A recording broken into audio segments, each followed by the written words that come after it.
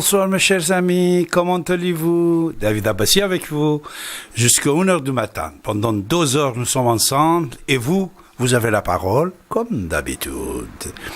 Alors, quoi de neuf? Beaucoup. Les informations, c'est comme le vent. Fort, violent, rapide. Et nous sommes là, ici et maintenant, comme d'habitude, mes chers amis, avec cette université de la radio, ici et maintenant, depuis plus de 37 ans, on est en train d'apprendre beaucoup de choses. Quand je dis on est en train d'apprendre, c'est-à-dire, mais moi-même, j'apprends beaucoup de choses de cette radio, mes chers amis. Alors, le plus important, je crois, le sujet du jour, c'est les guerres qui durent partout. On n'a pas fini un pays, il y en a dans un autre pays que les guerres s'éclatent. Et des problèmes. Et de l'autre côté, incendie en Haute-Corse. Plus de 2200 hectares brûlés. 2200 hectares brûlés à Corse, en Haute-Corse. C'est qui profite de cet incendie mortel pour le pays, pour la nature? Et sans aucun doute, la majorité des pouvoirs politiques et de sécurité ont d'accord que cet incendie, c'est volontaire. C'est volontaire, mais comme vous savez, il y a une intelligence dans les actes aussi, on peut dire ces actes terroristes, c'est terroriste. Et on est en train de terroriser quoi? La nature et le monde et la France et l'histoire de la France et l'écologie. Mais tout est bien programmé pour que vous ne pourrez jamais obtenir la source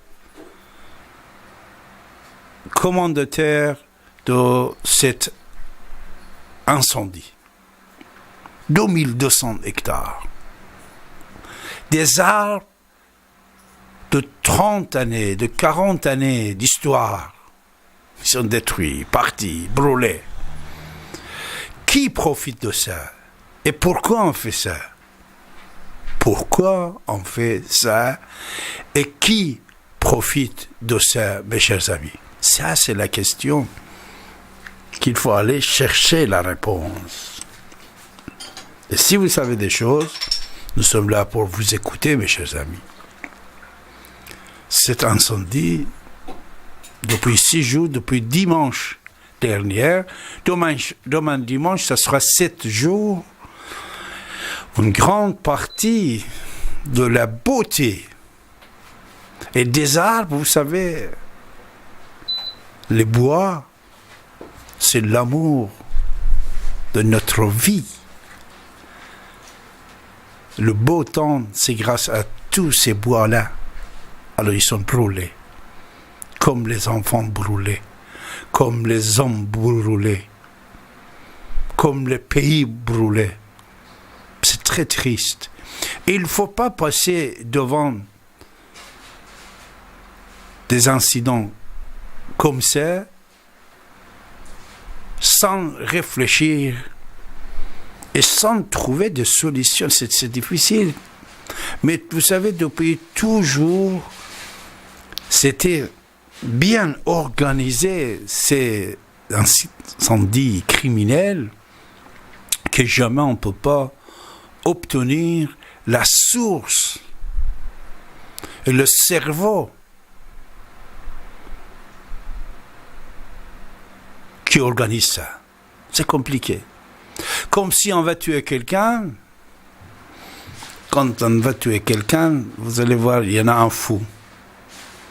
Un malade mental qui prend le fusil le pistolet pour effectuer l'acte. Vous vous rappelez quand on voulait tuer Jacques Chirac, juste au départ de sa mission présidentielle. On voulait le tuer par un fou. Vous vous rappelez à l'époque Bertrand Delanoë. Je parle de politique puisque ça, comme ça, on comprend mieux toujours. Toujours quand il y a des choses que vous voyez, que vous touchez, on le comprend mieux. Alors, Bertrand Delanoë aussi, vous savez, à l'époque, quand il voulait... Vous savez, dans son programme, c'était quoi? C'était un programme écologique. Quand on est pour le compte, de toute façon, c'était ça. Histoire de Vélib, Autolib, et tout ça, c'était dans le programme de Bertrand Delanoë. Et ce programme, ce n'était pas bienvenu pour les grandes sociétés pétrolières, mes chers amis. N'est-ce pas? Alors, qu'est-ce qu'on devait faire? C'était tout à fait simple. On voulait à l'époque même tuer Bertrand Delanoë. Vous vous rappelez? Vous vous rappelez, on voulait le tuer. On a mis le couteau, on l'a tourné, mais la blessure était très très lourde, mais à la fin, il est pour réussir et sauver sa peau. C'est-à-dire, toujours, il faut savoir qu'il y a des complots derrière tout ce que vous voyez, et comme ci et comme ça, mes chers amis. Alors, cette fois-ci, 2200 hectares brûlés. Il faut savoir pourquoi et comment cet acte a été commencé. Surtout, ce sont des choses qui arrivent de temps en temps. C'est régulier, malheureusement. C'est régulier. Alors, si vous avez des informations à ce sujet, et si vous avez des idées correctes, il ne faut pas rêver. Il ne faut pas parler de vos rêves. Ce n'est pas le moment. Mais si vous avez des informations qui profitent, comme les arbres de 30 années d'histoire, de 40 années, de 20 années d'histoire sont brûlés, 2200 hectares brûlés, c'est qui profite et pourquoi on fait ça? Alors, n'oubliez pas que 08 92 23 95 20, vous avez la parole, mes chers amis.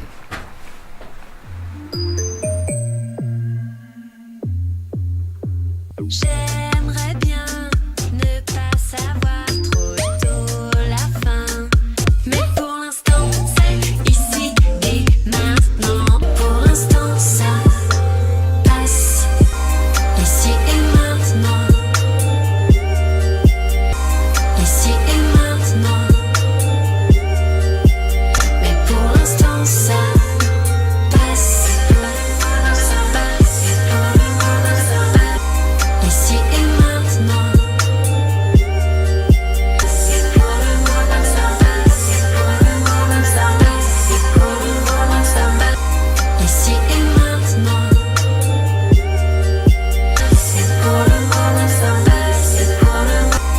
Ici et maintenant.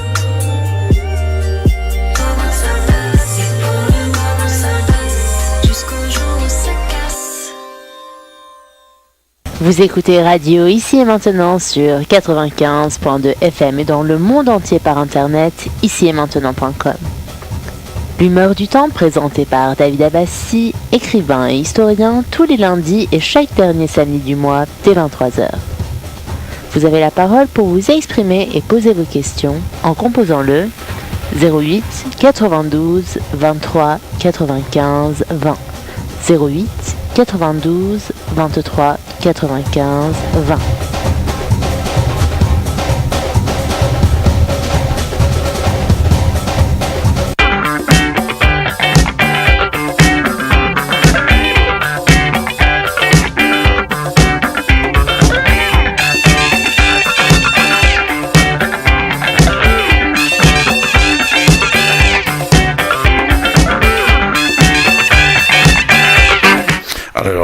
recevoir tout de suite Xavier et Joris.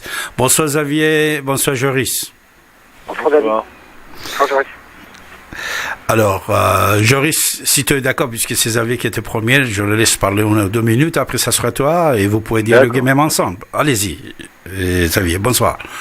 Bonsoir. Donc, par rapport au fait de soirée, enfin, après peut-être tu vas penser que c'est des fantasmes, David, mais c'est mon point de vue, quoi. Je pense qu'il y a des gens qui sont mauvais, foncièrement mauvais. Ils ont sûrement une enfance difficile. Et qu'ils soient riches ou pauvres, il y a des gens qui sont mauvais et qui sont attirés par le chaos, par la souffrance, c'est des gens peut-être qui ont tellement souffert qu'ils aiment voir la souffrance chez les autres, voilà. Et voilà, ça fait peur, ça glace le sang, ces gens, ils glacent le sang, ces gens-là, voilà, ça fait peur, quoi, voilà. C'est ce que je voulais dire, David, voilà. Oui, Joris, toi, qu'est-ce que tu en penses? C'est-à-dire, tu penses, Xavier, que c'est des gens malades seulement, il n'y a pas des organisations économiques après, moi, je veux dire, après, tu vas dire que c'est des fantasmes. Moi, je crois que, moi, c'est que mon point de vue, David, hein, mais après, je tiens mon point de vue et je vais pas lâcher l'affaire. Mais ce que je veux dire, c'est que les gens, il y a des gens qui sont, comment dire, qui ont un ego, qui sont très narcissiques, déjà, qui souffrent beaucoup psychologiquement et qui veulent nous imposer une dictature. Voilà, c'est ça le truc. Mais c'est une dictature mondiale. Et ces gens-là, ils veulent nous... Alors, c'est mon point de vue et je ne veux pas lâcher l'affaire, même si tu dis que c'est des fantasmes. Mais j'ai pas de preuve de rien, juste je suis observateur. Et ces gens-là, ils veulent foutre le chaos pour nous imposer une dictature mondiale. Voilà. Parce que quand il y a le chaos, il n'y a que la dictature qui marche. C'est ce que je voulais dire. Joris, voilà. Merci Xavier. Joris? Oui, bonsoir. Bonsoir. Xavier, bonsoir à tous. Bonsoir. Alors en fait, sur la Corse, c'est quand même très particulier ce qui se passe là-bas. Enfin moi, pour le coup, j'ai des amis corses et je leur ai justement posé des questions. Et puis j'y étais il y a pas si longtemps. Et il faut savoir que la Corse, en fait, c'est une île, une île magnifique déjà, qui est très préservée, où il y a des règles très strictes en ce qui concerne tout ce qui est urbanisme. Enfin, on peut pas construire comme on veut et n'importe quoi. Et il y a beaucoup de gens que ça embête, en fait, des promoteurs immobiliers notamment, mais pas seulement.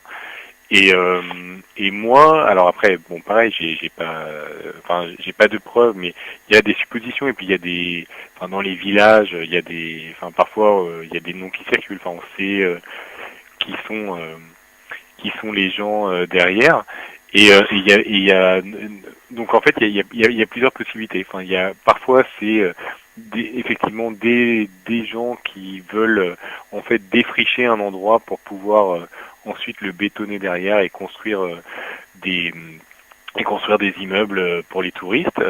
Alors je sais pas ce qu'il en est pour le dernier incendie, mais je sais qu'il y en a, c'est pas le premier de la saison malheureusement cette année, et il y en a eu d'autres où, quand on voyait une photo du ciel, c'était flagrant. C'était toute une zone côtière où justement il y avait eu des permis de construire qui avaient été refusés parce que justement c'était des zones naturelles protégées et comme par hasard ça avait entièrement flambé et du coup il n'y a plus rien à protéger, donc pourquoi pas construire dessus. Donc bon voilà, ça c'est une possibilité. La deuxième, apparemment c'est quelque chose qui arrive assez souvent, c'est juste en fait des chasseurs qui mettent le feu pour faire fuir des animaux et enfin les regrouper dans une zone et pour pouvoir les tirer assez facilement. Et pardon? Non, j'ai rien dit. Ah d'accord. Xavier non plus, Xavier aussi, il est en train de vous écouter. Voilà. Et puis après, il y a quand même aussi soit vraiment les pyromanes et puis les pistes accidentelles. Mais là, d'après ce qu'on sait de la police là-bas, c'est qu'il y a quand même des traces de plusieurs sources différentes pour le feu qui sont parties à quelques minutes d'intervalle. Donc ça c'est la signature d'un truc volontaire, quoi, clairement. Donc moi j'aurais tendance à pencher pour de l'immobilier, on va dire, mais après voilà, c'est une hypothèse. Enfin je sais que ça arrive en tout cas fréquemment et à d'autres endroits de l'île. Alors est-ce que pour le dernier incendie en date c'est ça, je sais pas, mais il y en a d'autres, il y a aucun doute sur la question. Xavier? Oui. Non, moi je suis d'accord avec Joyce. Et ce que je pense, c'est que, après, je continue sur mais je suis complètement d'accord avec Joris, intérêt pour l'argent et tout, voilà. Mais ce que j'ai l'impression, c'est que c'est encore que mon point de vue, c'est que ces gens qui sont, je continue sur ma ligne, quoi, que j'ai dit tout à l'heure, c'est que ces gens qui sont foncièrement mauvais et malheureux ne trouvent du réconfort que dans le matérialisme et l'argent. Qu'ils soient riches ou pauvres, c'est pas plus riche que pauvre, pas plus pauvre que riche. Ces gens-là ne trouvent du réconfort que dans l'argent et le matérialisme, c'est tout. Ils ont du confort, il n'y a pas de spiritualité chez ces gens-là, il n'y a que de la manipulation. De toute façon, on ne peut pas les démasquer. On n'y arrive pas. Et s'ils veulent te rendre parano, ils vont te rendre parano, tu vas péter les plombs. S'ils veulent te faire péter les plombs, ils vont te faire péter les plombs. Il y a des gens qui sont gentils chez les riches et chez les pauvres. Ces gens-là, ils veulent juste être tranquilles, faire leur vie, leur philosophie, leur spiritualité, faire ce qu'ils peuvent, voilà, ils font ce qu'ils peuvent. Et ces gens-là, ils souffrent. On souffre, nous on souffre tous. Joris, David, moi, tous. On souffre beaucoup de ces gens-là qui veulent la destruction.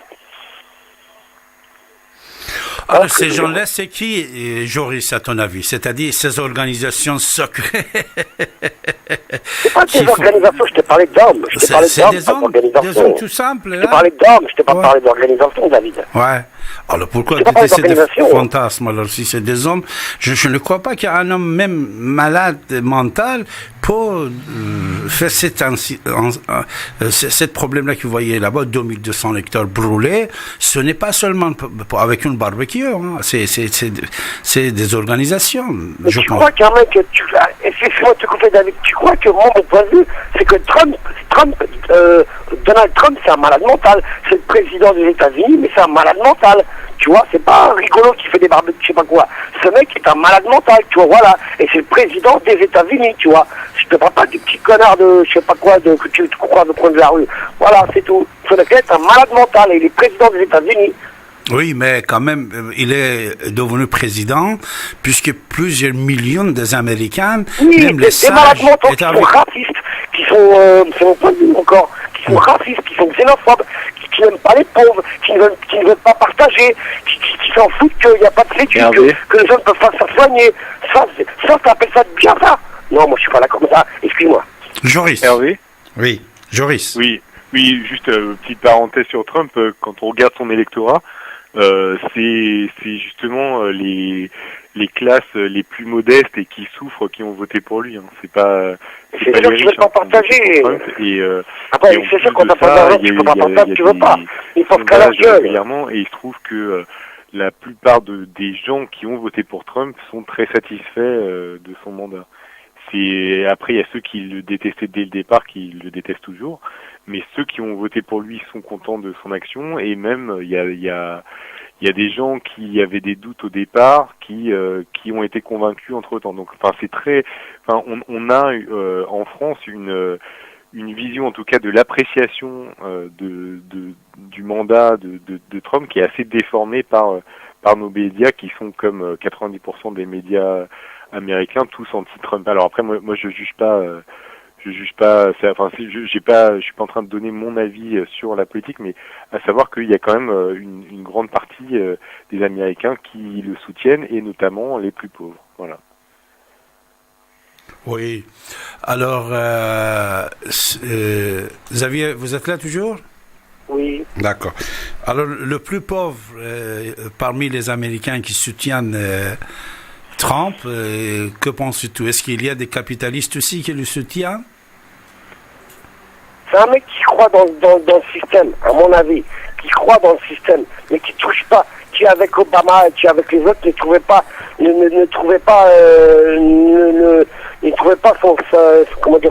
son avantage. Voilà. Et il était pauvre. Avec Trump, il espère faire plus d'argent. Mais voilà, c'est du matériel, ça. Mais après, c'est que mon point de vue, voilà. C'est-à-dire, est-ce que l'économie américaine va améliorer avec Trump quand même ou non? Puisque le plus important, c'est ça, c'est l'économie. Il y a ces gens-là, on va, je sais pas, les immigrés nous coûtent de l'argent, les portoricains, je sais pas quoi, tout ça. Voilà, ils s'en foutent. Enfin bon, voilà, quoi. C'est ce qu'il a dit, lui.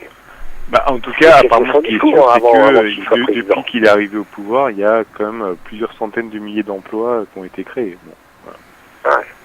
Mais beaucoup de décisions se contre les pauvres. aberrations qui dit sur sur le climat, il y a les déclarations, les mesures qu'il dit où quand même il tape sur les minorités les plus faibles. Regarde qui réfléchissent, tranquille. C'est clair qu'il n'a pas du tout un discours apaisant. Mais bon, voilà, c'est autre pays, autre mœurs. Moi je pense qu'on a déjà suffisamment de choses qui se passent dans notre pays à nous, dont il faudrait s'occuper et contre lesquelles on devrait se lutter avant d'aller s'occuper de ce qui se passe chez les pays voisins, quoi. Parce que là on parle de rien, alors on parle que de la France alors. Non, mais disons que, entre s'insurger sur je donne mon avis, c'est que je m'insurgeais pas. D'un pays lointain, alors que bon, il est malgré tout soutenu par la majorité de sa population, et nous, où on a, et désolé David, je sais que tu l'aimes bien, mais on a un président qui en fait n'a même pas, là, le gouvernement en fait, il a été élu par même pas 50% des électeurs, et il est pourtant en place, et il est en train de faire passer en force des mesures, pour le coup, qui sont très antisociales, très où c'est les populations les plus faibles qui vont payer les pots cassés, ça pose de problème à personne, quoi. Donc on entend moins des gens qui sont en train de protester, alors que voilà, il y a Trump qui est un peu la cible facile quand on veut oui, on veut se rebeller contre quelque chose, mais rebellons-nous déjà sur des choses qui sont proches, et avant de se rebeller contre des choses. Il n'y a pas à se rebeller, il y a à construire. C'est mon point de vue, c'est tout. Hein? Il n'y a pas à se rebeller, il y a à construire. Oui, mais tout à fait. Mais pour construire, il faut déjà empêcher. Il faut empêcher qu'il y ait des choses qu'on ne souhaite pas qui s'installent, pour qu'il y ait de la place pour construire. Justement, si nous constatons des erreurs dans le pouvoir politique de n'importe quelle époque, alors nous, les citoyens, la République, qu'est-ce que vous devez faire? Pourquoi vous ne réagissez pas? Pourquoi vous ne contestez pas?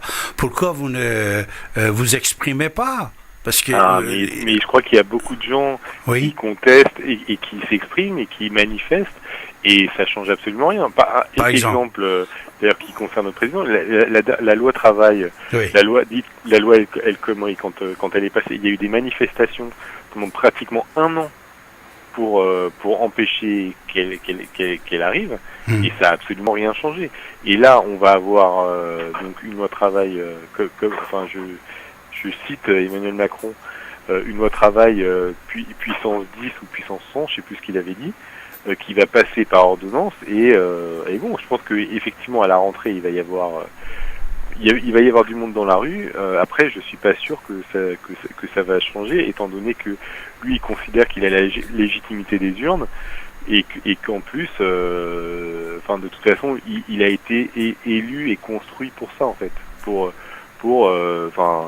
donner, tout déréguler et donner le plein pouvoir au patronat, aux puissances financières, et voilà. D'ailleurs, on voit que même les réformes fiscales là qu'il a passées, ça avantage les 5% les plus riches, et c'est peut-être même moins que ça. Je crois que c'était même peut-être 1%.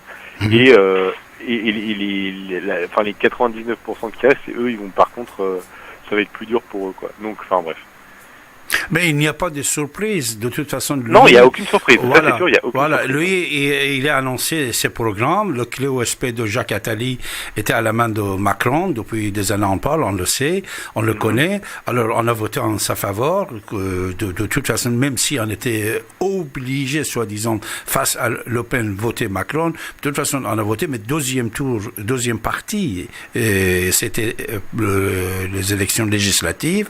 Encore législatives, il est où la majorité, c'est-à-dire c'est le peuple en majorité qui a voté, qui a accepté ce que lui a fait. Est-ce que ici c'est la démocratie qui est en cause, quand on regarde le nombre de personnes qui ont voté, déjà il y a 52% des gens qui ne se sont pas déplacés.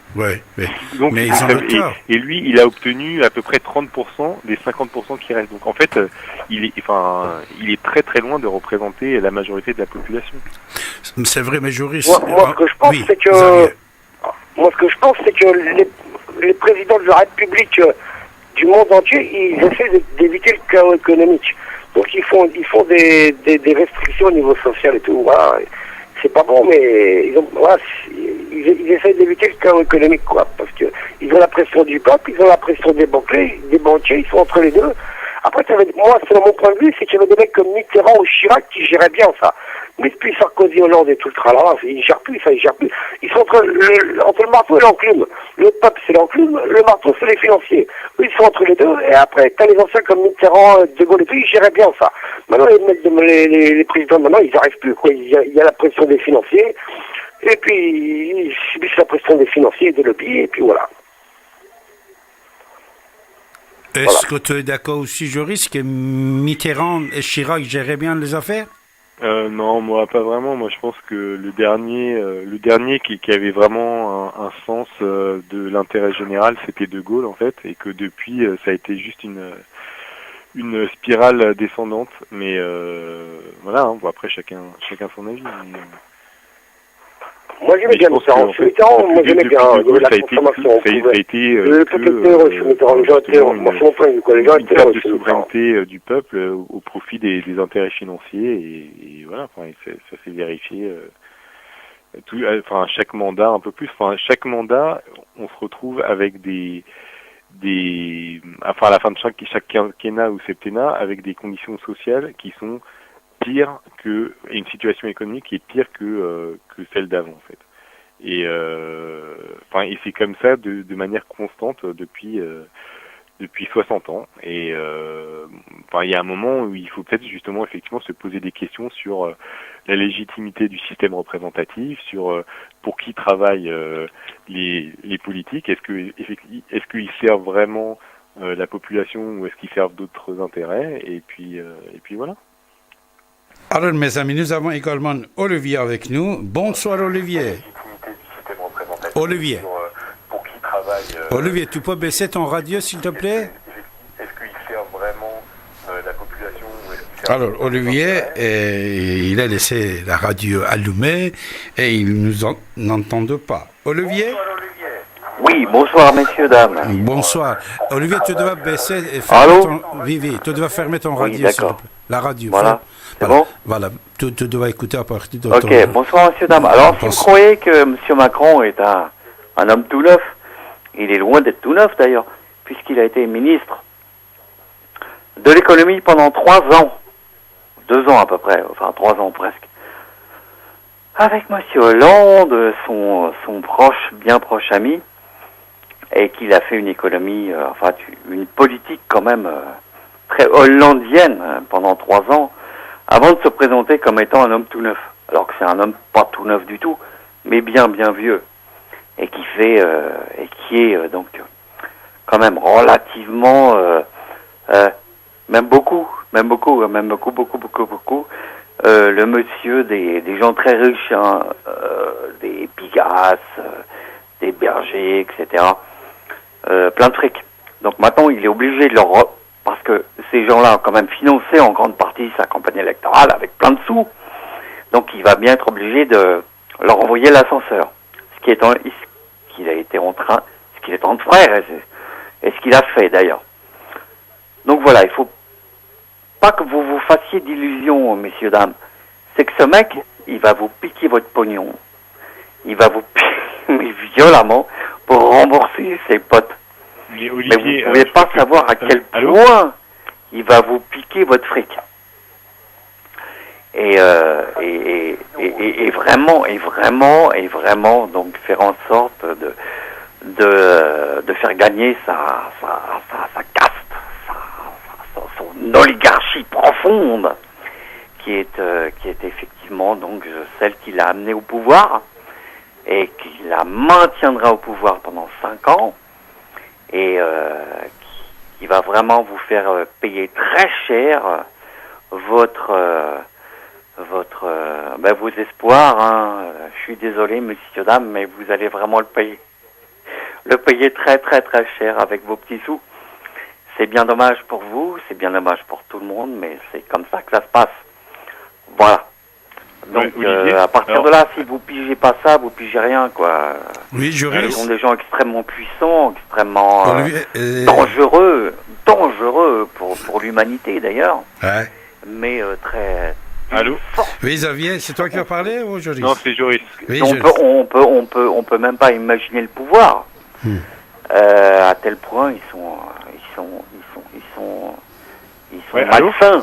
oui. Alors, Olivier, écoute, Joris va dialoguer avec Oui, toi. alors, bonsoir Olivier. Bon, deux choses, je sais pas quelle impression on a donné, mais je crois que sur cette antenne, il n'y a pas grand monde qui se fait d'illusions sur justement la prétendue nouveauté de Macron. Enfin, on est vraiment des dizaines à avoir tenu à peu près, avoir justement dénoncé le fait qu'il est, c'est pas un homme neuf et qu'effectivement il travaille pour les puissances de l'argent. Après, tout ce que tu dis est vrai, mais je pense que pour le coup, ici, la plupart d'entre nous, on est relativement d'accord avec toi. Voilà. Ouais, les gens humains. Mais ces gens-là ne sont pas des humains. Ces gens-là ne sont pas humains. Voilà. Bien. Bon, je me tais. Hein, j'arrête. Voilà. J'espère que je ne sais pas si on peut exclure des gens de l'humanité. Je pense que par contre, c'est des gens qui sont coupés d'une certaine réalité et qui ne... c'était Machiavel qui disait que pour se rendre compte du niveau d'oppression d'un système donné, il fallait se mettre tout en bas, parce que c'était de là qu'on voyait le mieux comment le fonctionnement d'un régime ou d'un système. Et en fait, le problème de toute cette caste, effectivement, parce que c'est une caste, c'est qu'ils ne voient jamais en fait les conséquences de leurs actes. Eux, ils ont l'impression que ils peuvent bien faire un petit effort. On a eu encore un exemple dernièrement avec les histoires des 5 euros d'APL où je sais plus quel député a dit mais vous n'allez pas pleurer pour 5 euros par mois, alors que on sait qu'il y a quand même une grande partie des gens qui touchent ces aides qui sont déjà même avec ces aides en fait ils n'arrivent pas à vivre. Donc bref, mais je pense que c'est même pas par méchanceté ou par indécence qu'ils ont ce genre de phrase, c'est juste qu'ils n'ont aucune idée de comment vivent les gens en fait, et ils sont complètement à la masse et juste ils essaient de tirer eux leur épingle du jeu et voilà et malheureusement ça voir son propre petit intérêt, ce n'est que trop humain en fait et c'est un peu le problème, voilà.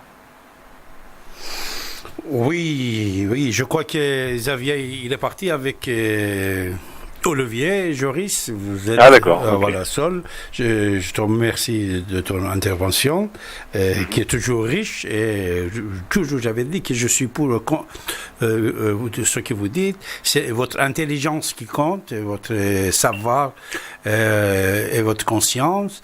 Et vous êtes bien, vous pensez bien. Et démocratie et la liberté, c'est quoi? C'est chaque individu peut s'exprimer et garder ses idées. On n'est pas là pour changer les idées des gens, sauf si c'est les idées radicales terroristes, c'est autre chose, on le combat et comme les autres, voilà. Mais quand c'est le combat des idées, c'est toujours sont bienvenus, ça nous enrichit. On est libre de s'exprimer. La plupart de cette expérience, quand vous vous exprimez, c'est riche. Vous donnez des choses à la pensée des autres qui sont en train de nous écouter. C'est pour ça que je considère cette radio comme une université, une école, qui a plusieurs idées pour s'exposer, par les gens comme vous. Mais c'est vrai, après sur ce que tu dis sur le combat des idées, moi effectivement, je suis assez d'accord avec ce que tu viens de dire, mais je trouve que justement ce qui fait la richesse de l'antenne et tout, c'est que c'est à partir du moment où on essaye justement de pas être dans un combat et pas être dans l'idéologie, mais juste d'écouter effectivement les points de vue des différentes personnes. En fait, parfois ça permet d'être confronté à différentes réalités et de nuancer aussi. Parfois on peut avoir des avis un peu effectivement tranchés, en tout cas à défaut de radicaux, et puis on se rend compte que il y avait peut-être des choses soit qu'on ignorait, soit en tout cas dont on n'avait pas mesuré l'importance, et on révise un peu, on nuance un peu son idée. Enfin, moi, je trouve que ce qui est le plus dangereux, en fait, un des grands mots modernes, mais bon, ça fait déjà quelques siècles que c'est comme ça, c'est vraiment l'idéologie. C'est à partir du moment où on est complètement pris dans des convictions qui appartiennent à une espèce de chapelle, et par exemple, on va dire des gens qui en même temps sont pour je sais pas, la liberté comment dire, oui, la liberté d'entreprendre et contre l'avortement, et il faudrait que ces deux choses-là, en fait, naturellement, aillent tout le temps ensemble, alors que ça n'a aucun rapport. Et ou d'être pour l'écologie et puis pour l'immigration. Des choses qui sont de deux secteurs différents, et chaque secteur, en fait, on devrait réfléchir dessus plutôt que d'obéir à une idéologie qui vient d'en haut, et puis dire que non, il y a un package idéologique, et si vous pensez ça, vous devez aussi penser ça sur tel et tel sujet, alors que c'est pas du tout le cas. On devrait faire preuve d'intelligence et d'esprit critique personnel sur tous les sujets, plutôt que de suivre aveuglement des dogmes, en fait, qui viennent de droite, de gauche ou d'ailleurs. Faisons preuve d'intelligence et d'esprit critique. Voilà, et je vais finir là-dessus, et je vais souhaiter une bonne soirée à tout le monde. Merci Joris, merci, au revoir. Merci, au revoir. Au revoir. Vous écoutez votre radio, ici maintenant sur 95 FM.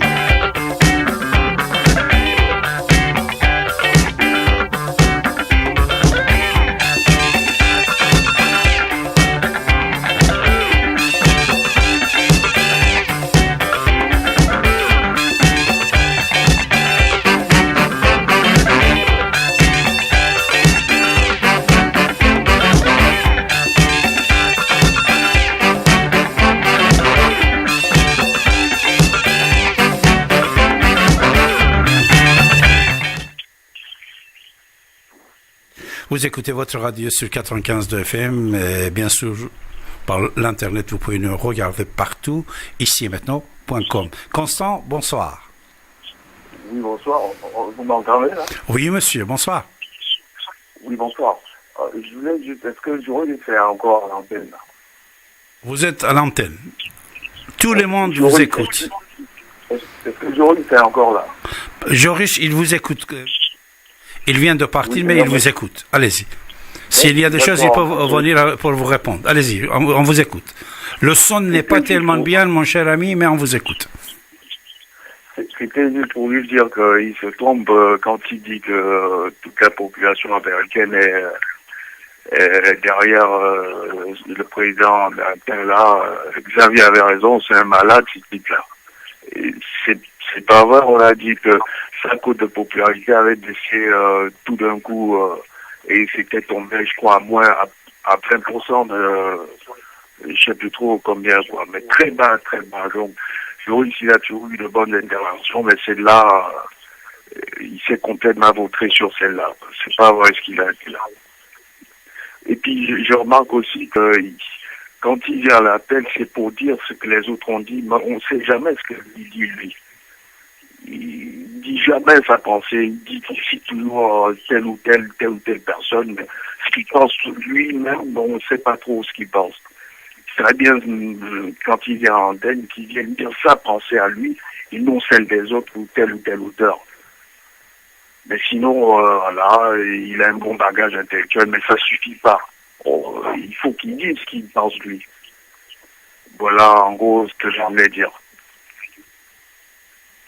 Merci Constant, merci. Et bonne soirée. Merci. Au revoir. Voilà, ça c'était Constant sur 95 FM, radio ici maintenant. Vous écoutez votre radio.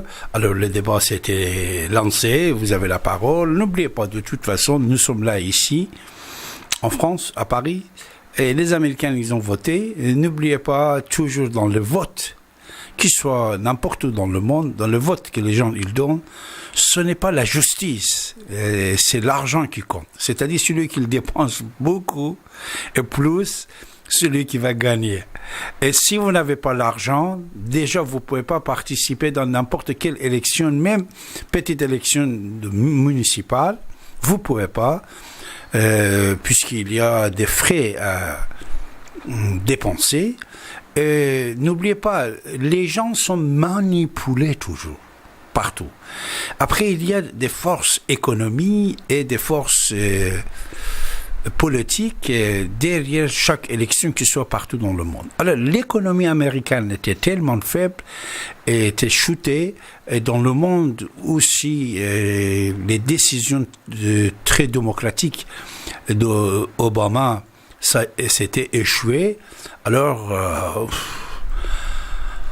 on avait une grande partie des capitalistes américains, ils ont décidé de ramener M. Trump au pouvoir. Imaginez-vous que le CIA, une partie du pouvoir américain, il fabrique les mouvements terroristes comme Daesh, Al-Qaïda, comme Hillary Clinton. Elle a dit, c'est pas moi.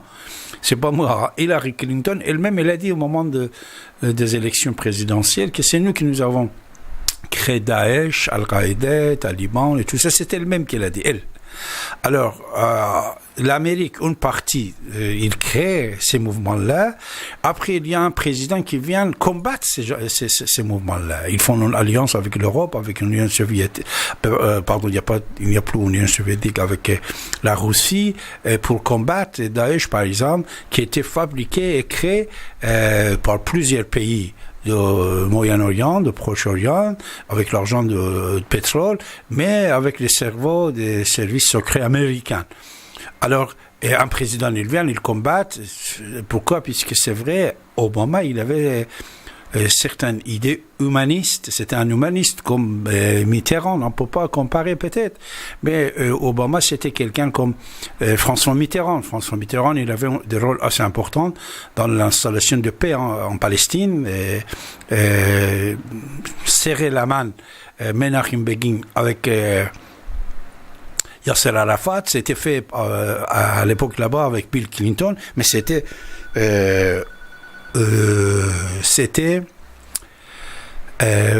Mitterrand qui était d'origine. Chili, c'était Mitterrand qui était d'origine. Lech Walesa, en Pologne, c'était François Mitterrand, et beaucoup d'autres choses que je suis au courant, c'est-à-dire ce n'est pas n'importe quoi que je raconte, David Avassili. Et dans le paix mondial, à l'époque, Mitterrand, il avait des rôles assez importants. Et c'est vrai qu'il a participé à une guerre, on peut dire, guerre de Golfe, mais Mitterrand était quelqu'un que l'histoire va nous faire connaître encore mieux que ça. Moi, un an après la disparition de François Mitterrand, il y avait une réunion à l'UNESCO, il y avait 74 chefs d'État, alors où étaient chefs d'État, où c'était des ministres intérieurs en place à l'époque, qui se sont réunis, invités par Daniel Mitterrand, pour commémorer le souvenir de François Mitterrand. Après, il y avait une centaine de personnes aussi invitées. On était environ 200 personnes. Moi, j'ai eu le plaisir d'être parmi ces invités-là. J'étais présent, même j'ai eu la parole, puisque chaque individu a la parole pendant quelques minutes, de 3, 4, 5 minutes. Quand j'ai annoncé ce que je viens de vous dire, la salle a confirmé, la salle qui était les chefs du monde.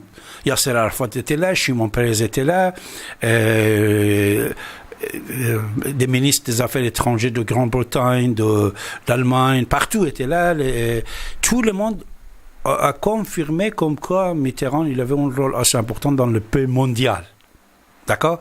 Alors, et Obama aussi n'était pas comme Mitterrand, mais il avait un rôle assez important sur certaines choses. Regardez cette sécurité sociale qu'il a fabriquée pour les pauvres. Actuellement, Trump, il est en train de l'écraser. Ça, c'était quelque chose pour le peuple américain, etc. De toute façon, il y a beaucoup de choses, on va dire. On va parler ensemble, mais permettez-moi de respecter nos amis qui nous appellent, surtout Farid. Il est en ligne et je vais prendre Farid tout de suite. Vous écoutez votre radio sur 95.2 FM, ici maintenant.com, sur l'internet. Vous pouvez nous regarder partout dans le monde, chers amis. Bonsoir Farid. Bonsoir David, comment vas-tu? Très bien, et toi? Bon, ça va, ça peut aller. Et ta femme, elle va bien? La famille, ça va? Ta femme, elle va bien? La famille, ça va? Ouais, ça va. Il y a mieux, mais il y a pire. Quoi? Elle t'a embêté encore? Non. Non, alors pourquoi tu dis ça? Tu dis ça va, tout va bien. Voilà. Non, mais je suis jamais content à 100%, hein. Je suis content à peu près. Est-ce qu'elle est contente 100% de toi? Ah oui, elle est amoureuse de moi. Ouais. Non, 100%, toi, tu n'es pas 100%. Elle 100%? Non, moi, avec une femme, ça me suffit pas. Mais elle va te tuer si elle attend ça. Hein? Ah non, elle est loin. Elle est partie en vacances. Fais attention. Elle est partie au bled. Tu sais qu'elle peut nous écouter par Internet. Elle peut nous écouter par Internet. En plus, elle sait que tu interviens. Non, elle n'écoute pas. Je suis libre. C'est la liberté. Bon, parlons sérieusement là. Oui, Farid. Parce que toi, tu me pousses toujours à dire des conneries. Hein. Tu as l'habitude de m'attaquer, David. Oui, moi je voulais dire, il y a quelque chose qui me semble bizarre. On est dans une drôle d'époque. Parce que tu sais qu'avant, il y avait des guerres à peu près tous les 40-50 ans. Hein. Guerre mondiale. Oui. En Europe européenne, occidentale. Et depuis qu'il y a la bombe atomique, tout le monde a peur. Mais qui c'est qui fait les frais? C'est les peuples. C'est-à-dire c'est une guerre économique. Maintenant, il n'y a plus de guerre à part dans les petits pays comme Moyen-Orient, l'Afrique, le Maghreb. Mais en Occident, à part l'histoire de la Yougoslavie depuis il y a quelques années, il n'y a pratiquement plus de guerre. Pourquoi? Parce qu'ils ont remplacé la guerre du fait qu'il y a la bombe atomique. Tout le monde a peur parce que peut prendre des coups des deux côtés et puis tout le monde est perdant. Alors ils se sont rabattus sur une autre guerre. C'est une guerre économique. Et ils ont décidé que pour bien vivre, il faut mettre tout le monde en esclavage. Avec une mondialisation, c'est plus facile. Et moi, je ne sais pas comment en sortir de cette merde parce que on vit bien, relativement bien en France, malgré tout, en Europe. Mais quand même, ça va de plus en plus mal. Les gens, maintenant, ont des incertitudes par rapport au travail. Les systèmes ont changé, la technologie a évolué. Et il y a un grand malaise. Et, à mon avis, il faudrait que les peuples se réveillent. Parce que la France est le pays de la Révolution, de 1789. Et je crois que le peuple français s'est un peu endormi. Et je ne sais pas s'il y a une solution réelle, mais j'ai pour impression qu'il risque d'y avoir quand même des étincelles à la rentrée, là, avec l'histoire de Macron.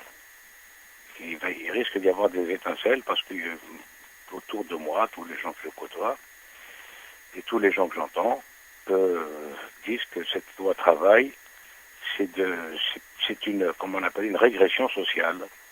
C'est-à-dire, on fait tout pour favoriser les riches, les patrons, et soi-disant que ça va donner du travail. Mais maintenant, le travail, ça va être que du travail, disons, partiel. C'est-à-dire, tu vas travailler pour 3, 4 mois, 5 mois, 1 mois, 2 mois.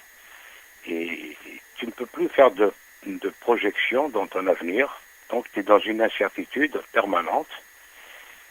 Sans compter qu'avec cette mondialisation, on arrive à dire que les entreprises, si il y a trop de lois sociales en Europe, elles délocalisent, elles partent ailleurs.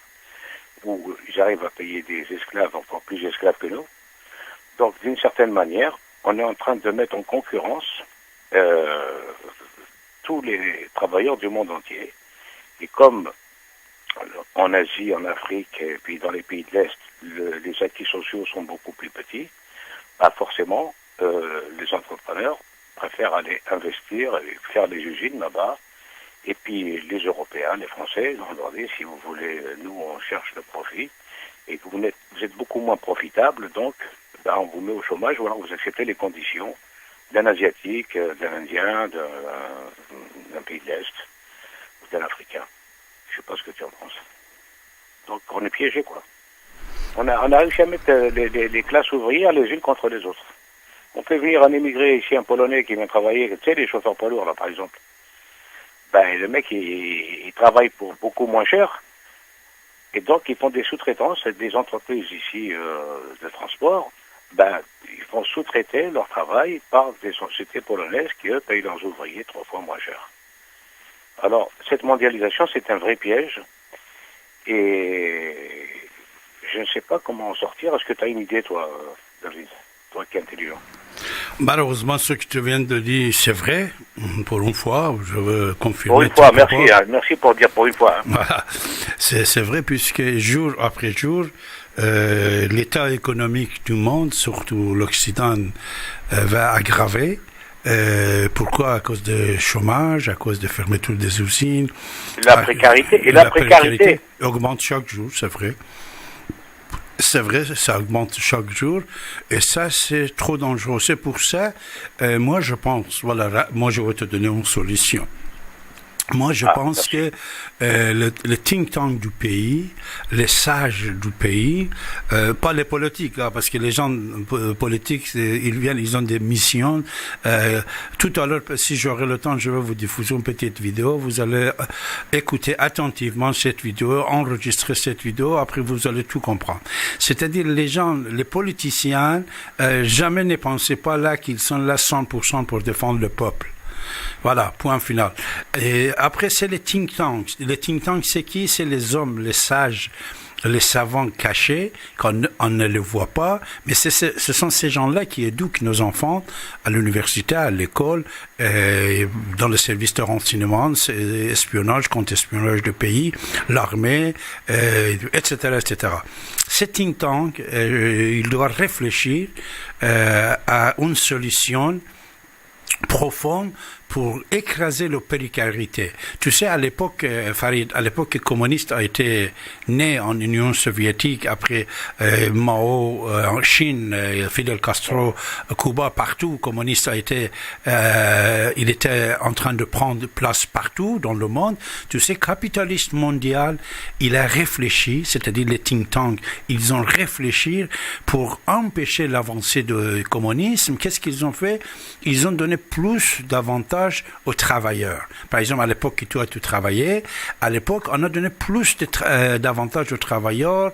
On a dit, voilà, à la fin d'année, vous aurez cette prime-là, vous aurez des vacances au lieu d'un mois et demi, 2 mois, vous aurez de bénéfices de la société, vous allez toucher également, ta. À l'époque, moi, il y a déjà 35 et 40 ans, j'avais fait un article et le titre, c'était ça. Quand le capitaliste devient sage. C'est-à-dire, ils ont devenu sages à l'époque, hein, il y a déjà 40 ans. Qu'est-ce qu'ils ont fait pour que les communistes ne prennent pas leur place, pour que les pays ne deviennent pas communistes? À l'époque, tu te rappelles, dans les années 80, George Marchais, Parti communiste, il faisait 10, 12, 15%. Et partout, c'était comme ça. Les communistes étaient traités très fort, même en Europe.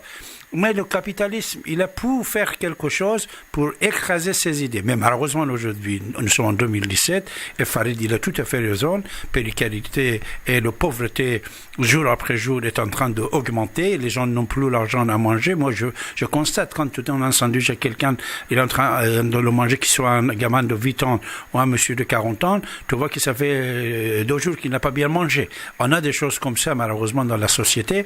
Et c'est le think tank qui doit réfléchir à une solution. Ce n'est pas un restaurant de cœur, clouche. Oui, mais attends, David, écoute-moi, Oui, David. Nous, on s'en fout des think tanks, là. Nous, ce qu'on voit, c'est le quotidien, et puis on sait que pour nous, on a des gouvernements, alors qu'ils soient socialistes ou de droite, classique, on n'a rien à foutre, nous, que ce soit des gens comme Attali ou d'autres qui réfléchissent, ou comme, tu sais, il y a des comment on appelle ça, des espèces d'institutions qui réfléchissent, qui donnent des conseils au gouvernement. Ce sont comme tu dis, des instances cachées. Mais ces instances-là, elles travaillent pour qui? Elles travaillent pour le capitalisme. Et le capitalisme, le communisme a fait faillite, mais le capitalisme est en train de nous écraser, nous rendre fous. Alors moi, je pense qu'il faut quand même, de temps en temps, leur faire une petite piqûre de rappel en leur disant, vous arrêtez vos conneries, parce que sinon, nous, on va vous casser la gueule. Parce que ça suffit. Il y en a marre. Voilà, moi, c'est tout ce que je pense, parce que je pense qu'il y a beaucoup de gens maintenant, même avec des diplômes, avec des études, on leur dit, vous restez chez vous, parce que on peut faire travailler un Indien, un Asiatique, qui a les mêmes compétences que vous, qui travaille pour 3-4 fois moins cher. Donc on arrive à mettre en concurrence pour le moins de 10 ans. Le moins de 10 ans. Ça veut dire quoi? Ça veut dire que si toi tu as l'habitude de travailler, mettons, 8 heures par jour, et puis que tu as quelqu'un qui peut travailler pour le même salaire ou même pour moins cher, qui va faire 12 heures, bah, le patron il va prendre celui qui travaille pour moins et qui travaille plus d'heures plus productif et plus rentable. Donc on est en train de nous écraser et je crois que c'est une régression sociale et ça suffit. Le capitalisme, il faut lui dire stop, t'en as marre.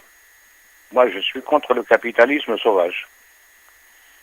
Enfin, je vais vous écouter à la radio parce que là, je suis un peu énervé.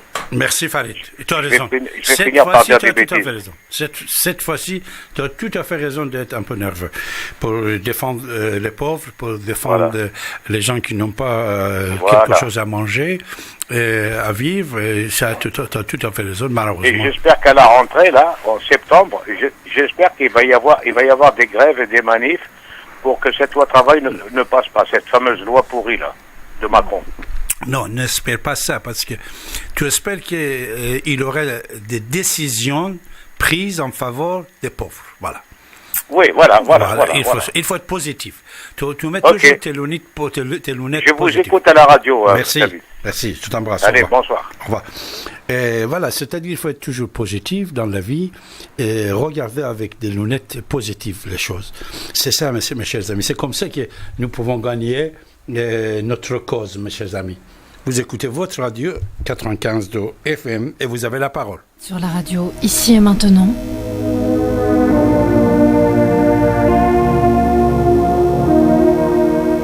Retrouvez l'émission Soleil de Perse, animée par David Abbassi, en direct, à partir de 23h, sur Ici et Maintenant, 95.2. J'aimerais bien ne pas savoir trop tôt la fin, mais pour l'instant c'est ici et maintenant. Pour l'instant ça passe ici et maintenant. Ici et maintenant. Mais pour l'instant ça passe. Ici et maintenant.